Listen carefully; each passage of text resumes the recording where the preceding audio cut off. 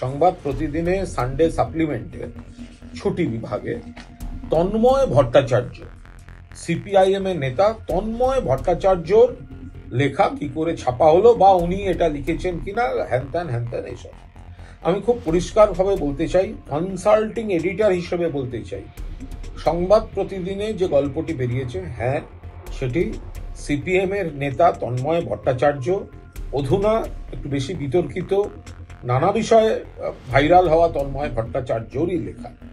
এবার বলতে পারেন কেন, কি ইত্যাদি। তন্ময়দা ফোন করেছিলেন, একটি গল্প লিখেছেন, সেটা ছাপার জন্য বিবেচনার অনুরোধ নিয়ে তিনি একটি কাগজে পাঠিয়েছেন। আমার মনে হয় তন্ময়দা সিপিএম করেন, আমি সিপিএম এর বিরোধী, আমি তৃণমূল কংগ্রেস করি, সেটা থাকবে। তন্ময়দা আমাদের আক্রমণ করবেন, আমি তন্ময়দাকে আক্রমণ করব, থাকবে।